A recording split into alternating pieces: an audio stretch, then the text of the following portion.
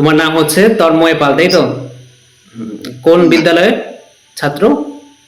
Bidhannagar Santoshini Vidyachakra high school. আচ্ছা, তাহলে তুমি এবার 500-তে উচ্চ মাধ্যমিকে 486 পেয়েছো। আর একটি মাত্র নাম্বার পেলেই তুমি আর কি 10ম স্থানে থাকতে রাজ্যের মধ্যে, তাই তো? তো সেটা নিয়ে কি মন খারাপ আছে কি? হ্যাঁ। না না, তেমন ভাবে কোনো মন খারাপ নেই, কারণ আমি এক্সপেক্ট করি নাই যে এতটা মানে কি বলবো ভালো হবে। আচ্ছা তো ফার্স্ট সেমিস্টারে র্যাঙ্কের মধ্যে মানে 1 থেকে 10-এর মধ্যে ছিলাম না, কিন্তু 1 থেকে 20-এর মধ্যে ছিলাম। আচ্ছা। তারপরে যখন সেকেন্ড সেমিস্টারটা দিলাম, তো ভালো হয়েছিল পরীক্ষা, কিন্তু এটা ভাবি নাই যে এতটা ভালো হবে। তো ওই হিসাবে ঠিকই আছে। হ্যাঁ, পরে যখন শুনলাম আরো 1 নাম্বার পাইলে 10th র্যাঙ্কে আসা যেত, এটা একটু মনে হলো যে একটু খারাপ, কিন্তু ভাবলাম যতটা প্র্যাকটিস করছি ওই হিসাবে ঠিক আছে, আচ্ছা কোনো অসুবিধা নেই ওরকম। আচ্ছা। তো এখন আচ্ছা, তোমার ডেইলি রুটিনটা কি ছিল পড়ার আর কি? মানে ডেইলি কি ফিক্স টাইম ছিল যে Daily 6 routine ঘন্টা 7 একটু- ঘন্টা পড়বই, তা কি ছিল? কিভাবে পড়তে আর কি? আসলে ডেইলি রুটিনটা একটু কমপ্লিকেটেড, মানে মানে এটা যদি আমি বোঝাতে যাই তবে এইভাবে হবে যে, ভাবুন হচ্ছে পল সায়েন্সের এক্সাম্পল দিয়ে বলি, যদি পল সায়েন্সে আমাকে থার্ড চ্যাপ্টারটা কমপ্লিট করতে হয়, তো আমি দেখবো যে ওই পল সায়েন্সের কতটা আমার মানে কতটা গ্রিপে আছে আর কয়টা আমার আননোন জিনিস, মানে যেটা আমাকে প্র্যাকটিস করতে হবে বা মানে বারবার রিপিটেড ভাবে হচ্ছে করতে হবে, মানে যেটা একটু আমার দুর্বল আছে ওইটা আমি চেষ্টা করতাম যাতে দিনের প্রথম দিকে করে নেওয়ার, কারণ মাইন্ডটা আমাদের ফ্রেশ থাকে। হ্যাঁ হ্যাঁ। আর যেগুলো একটু মানে লুজ টপিক, যেগুলো আমাদের একটু পড়লে হয়ে যায়, ওগুলা ট্রাই করতাম যদি একটু রাতের দিকে মানে একটু খালি দেখে নেওয়ার, ওইভাবে করতাম। আর দিনের একটা নির্দিষ্ট টাইম বলবো না, মানে কিভাবে বোঝাবো, মানে দিনের হচ্ছে যখন পারতাম তখনই পড়তাম, মানে এরম না যে কোনো একটা বাধা ধরে মানে এখান থেকে এতটুকু পড়লাম, হ্যাঁ। 7টা থেকে 8টা ওরম। ওটাই মানে আর কি, বাধা ধরা কোনো টাইম থাকে যতটুকু না। পড়া যায় ততটুকু পড়বো। মোট কথা দিনের আর কি সবগুলি সাবজেক্ট পড়তে, তাই তো? প্রতিদিন প্রতিটি সাবজেক্টই পড়তে 5টির মধ্যে। দিনে মাঝে মাঝে মাঝে মাঝে হচ্ছে হয়ে উঠতো না, কিন্তু ট্রাই করতাম যেগুলোতে আমার একটু বেশি উইক, হ্যাঁ। যেমন হিস্ট্রিটাতে আমার উইক ছিল, আচ্ছা। ওইটাতে আমি অনেকটা টাইম ইনভেস্ট করছি লাস্টের দিকে। আচ্ছা আচ্ছা। তো রাষ্ট্রবিজ্ঞান সাবজেক্টটা তোমার কেমন হিস্ট্রিটা লাগে? রাষ্ট্রবিজ্ঞানটা ক্লাস 12-এ কেমন লাগলো পড়তে? যদি একদম অনেস্টলি বলি তো 11-এ মোটামুটি ভালো লাগতো, কিন্তু এতটাও না যতটা হচ্ছে 12-এ আপনার ভিডিও দেখে বা এতটা হচ্ছে এক্সপ্লেইন যখন এত সুন্দর করে শুনলাম, আচ্ছা। তখন বুঝলাম যে এটা খুব একটা ইন্টারেস্টিং সাবজেক্ট, আর এটার মধ্যে একটা নলেজ আছে যেটা আমাকে ইন্সপায়ার করে। তারপরে ওখান থেকে যে রাষ্ট্রবিজ্ঞানের প্রেমে পড়লাম, তারপরে আস্তে আস্তে আস্তে আস্তে ডুবে গেছি। আর যদি বলি সবচেয়ে প্রিয় সাবজেক্ট আমার রাষ্ট্রবিজ্ঞানই ছিল এতগুলোর মধ্যে। আচ্ছা আচ্ছা। হ্যাঁ, তোমার আমি নাম্বার দেখলাম, তো তুমি সবগুলিতেই 97, 96, বাংলাতে 97, ইংরেজিতে 96, ঠিক আছে? রাষ্ট্রবিজ্ঞানে 98, তাই না? সব থেকে বেশি 1 নাম্বার এখানে হাইয়েস্ট আছে। তো তোমার থার্ড সেমিস্টারে কম ছিল নাকি? হ্যাঁ, থার্ড সেমিস্টারে 2 কম পেয়েছিল, তাই তো? এমসিকিউ 2টি ভুল হয়েছিল। আর ফোর্থ সেমিস্টারে 40-এ 40ই। তো এই আচ্ছা, থার্ড সেমিস্টারে এবার ছাত্ররা কিভাবে পড়লে আর কি ভালো রেজাল্ট করতে পারে? হ্যাঁ হ্যাঁ, থার্ড সেমিস্টারটা একটু বলো, কিভাবে পলিটিক্যাল সায়েন্সটা পড়লে একটু তারা স্কোর করতে পারবে?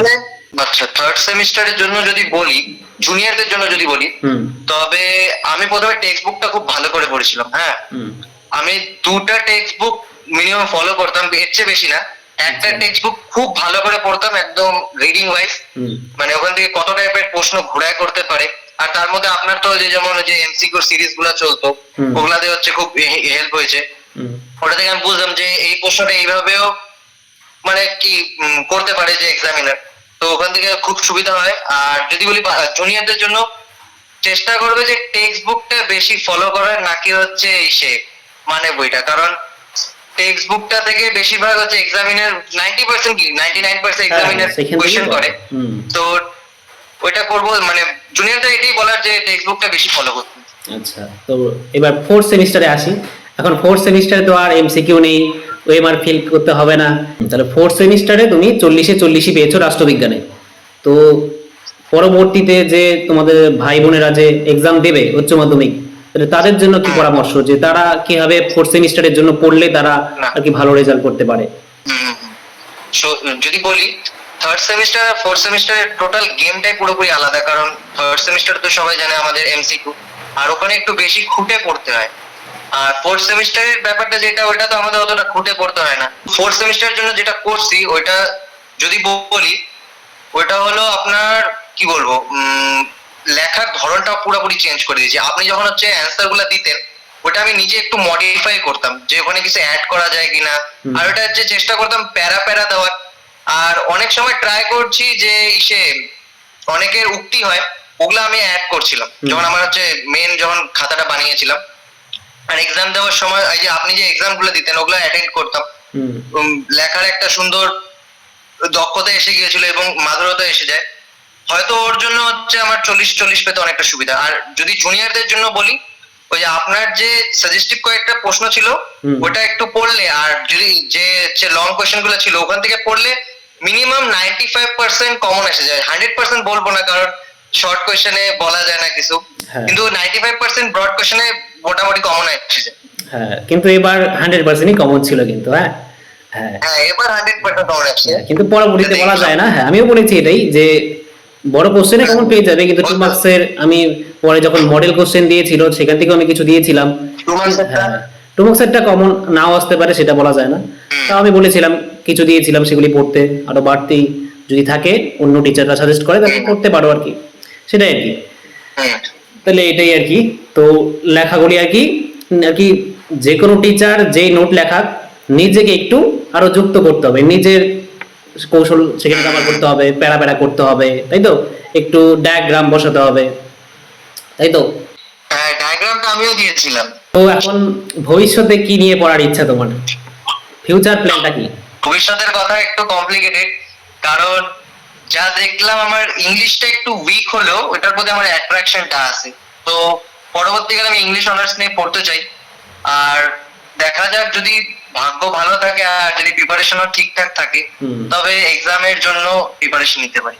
অফলাইনে কতগুলি ব্যাচ পড়তে বা অনলাইনে কতগুলি ব্যাচ পড়তে আর কি? অনলাইনে তেমন কোনো ব্যাচ কেনা হয়নি, আর যে যদি কিনি আপনারটাই কিনেছিলাম পল সায়েন্সের জন্য, কারণ বেশিরভাগ আমাদের হচ্ছে 5 থেকে 10 পর্যন্ত পল সায়েন্স ছিল না। তো ওই হিসাবে আর 11-এ ওইভাবে আমি অতটা ভালো করে পল সায়েন্সটা লেখার দক্ষতাটা খুঁজে পাই। তো লেখার দক্ষতার জন্য আপনার ব্যাচটা নিয়েছিলাম যাতে আমি খুব সুন্দর করে লিখতে পারি। হ্যাঁ, মিঠুন স্যারের ইংলিশ ব্যাচটা কিনেছিলাম, ফ্রেন্ডলি লার্নিং, চিনবেন তো হয়তো। মানে আপনার যে বোঝানোর স্টাইলটা প্লাস আপনার যে নোটস এর কোয়ালিটিটা, ওইটা কিন্তু আমাকে সত্যি বলবো একদম প্রপারলি হেল্প করেছে 40-এ 40 পেতে। আর জুনিয়রদের জন্য যদি বলি, আপনার নোটসটা মাস্ট ফলো করতে, এটা অত্যন্ত আবশ্যক যে একটা দক্ষ টিচারের নোটস যদি ভালো থাকে তবে অবশ্যই হচ্ছে একটা মারাত্মক রেজাল্ট আসবে। ঠিক আছে, তোমাকে ভবিষ্যতের জন্য অনেক অনেক অভিনন্দন জানাই। ঠিক আছে, তাহলে অবশ্যই। ঠিক আছে, তাহলে আজকে আশীর্বাদ দিবেন। অবশ্যই, আশীর্বাদ সব সময় আশীর্বাদ তোমাদের সঙ্গে আছে। আমি তোমাদের আর কি বিগ ব্রাদার হিসেবে, একজন বড় ভাই হিসেবে বলছি। ঠিক আছে, এইটুকু শুনে মানে কথা শুনে আমার বা আমাদের যদি কথাটা শুনে ওদের যদি হেল্প হয় তবে তো I am very glad that আমার এইটুকু কথা শুনে যদি ওদের পরবর্তীকালে এক্সামে হেল্প হয়, এটার জন্য আমি নিজে আপ্লুত। সেটা তো ঠিকই। আর তোমাকে দেখে অনেকে শিখবে যে কিভাবে লেখার ধরনটা, কিভাবে লিখতে তুমি আর কি ডেইলি রুটিনটা কেমন ছিল। এমন তো না বাধা ধরা রুটিন, ডেইলি পড়তে হবে, নিয়মিত পড়তে হবে। হ্যাঁ, এমন তো না একদিন পড়লাম পরে 5 দিন ফাঁকি দিলাম আবার শুরু করলাম, এমন করলে হবে না আর কি। প্রতিনিয়ত পড়তে হবে, একদিন একটু কম পড়লাম, 2 ঘন্টা পড়লাম, কিন্তু ডেইলি পড়তে হবে আর কি, এই বিষয়টাই আর কি। আচ্ছা, তো তাহলে এইখানেই, ঠিক আছে, তাহলে আমি এখানেই শেষ করছি। হ্যাঁ, তাহলে ভবিষ্যতে দেখা হলে অনেক কথা হবে। ঠিক আছে, অবশ্যই অবশ্যই অবশ্যই। কথা বলে ভালো লাগলো। আর জুনিয়রদের জন্য বলি আপনার চ্যানেলটা অবশ্যই ফলো করতে, তারা খুবই অনুপ্রাণিত হবে, প্লাস হচ্ছে খুবই কি বলবো উপকৃত হবে।